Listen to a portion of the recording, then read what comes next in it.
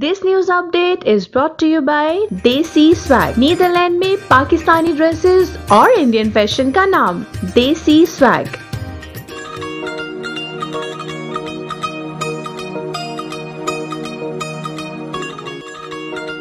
In association with Chuck Foods, Netherland में देसी शादियों और पार्टीज में केटरिंग का नाम चक फूड्स।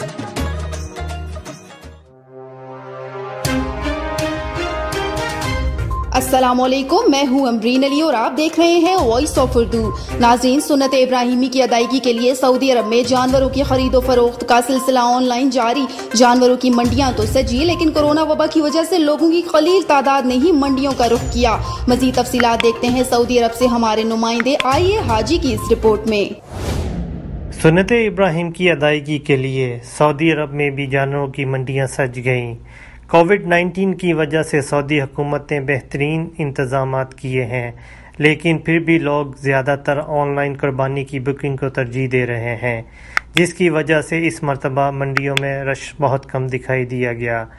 पाकिस्तान की तरह दियारे गैर में भी बेशतर पाकिस्तानी बकरे और ऊँट की कुर्बानी को तरजीह देते हैं। सऊदी अरब में हर साल मुख्तलिफ ममालिक से, जिनमें ऑस्ट्रेलिया, सूडान, एथोपिया, न्यूजीलैंड और कई दीगर ममालिक से मुख्तलिफ इनवा के सेहतमंद जानवर कुर्बानी के लिए इंपोर्ट किए जाते हैं। ईद उल अज़हा तमाम मुसलमानों के लिए खुशी और मसरत और ज़ख़ीरा आखिरत जमा करने का शानदार मौका है। पूरी दुनिया में मुसलमान ईद की नमाज अदा करने के बाद जो लोग साहिब इस्तात हैं वो कुर्बानी करते हैं।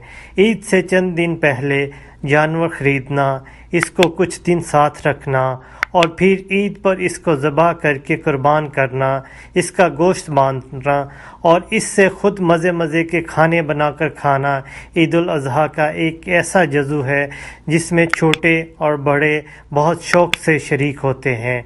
कुर्बानी का जानवर ख़रीदने के लिए हर किसी की पसंद भी अलग अलग होती है। किसी को काला बकरा पसंद होता है तो किसी को सफ़ेद, कोई बड़ा बैल पसंद करता है और कोई ऊँट। मुमलकत सऊदी अरब में पाक सऊदी दोस्ती की बेशुमार ऐसी मिसालें मिलती हैं जहां सऊदी शहरी पाकिस्तानियों के साथ मिलकर मुख्तलिफ कारोबार में सरमायाकारी और सुन्नत इब्राहिम पर अमल करते दिखाई देते हैं।